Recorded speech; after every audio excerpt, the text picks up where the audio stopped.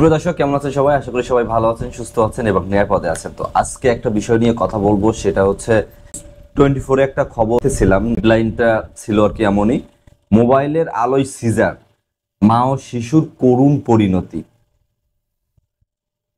আমি যে কথা বলবো এই ভিডিও সম্পর্কে, সেটা আপনারা হয়তো টাইটেলেই মানে জেনে গেছেন যে কি কি এর এই সম্পর্কে কি বলা যায়। মোবাইলের আলোয় সিজার, মা ও শিশুর করুণ পরিণতি।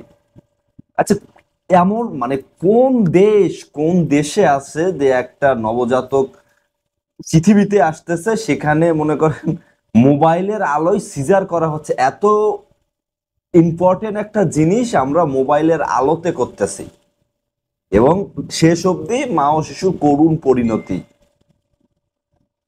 মানে আপনি আমি কোথায় আছি, আমাদের সাথে মানে কি হচ্ছে, আপনারা কি খেয়াল করছেন? মানে কি একটা অবস্থা!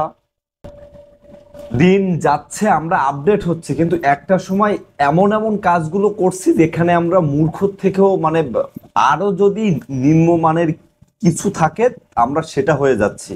এটা খুবই লজ্জাজনক একটা জিনিস, কারণ খবরে যখন হেডলাইন হচ্ছে, অন্যান্য কান্ট্রিরা কিন্তু আমাদের এইসব খবরটাও দেখে। ফার্স্ট অফ অল সবাই হয়তো খুলে দেয়, দেখবে না, কিন্তু যখন হেডলাইনটা একটা মানে অন্যরকম বা খুবই অ্যাট্রাকটিভ হবে, সে সময় কিন্তু মানুষ অবশ্যই খুলে দেখবে, এবং এটা আমাদের দেশের জন্য খুবই খারাপ।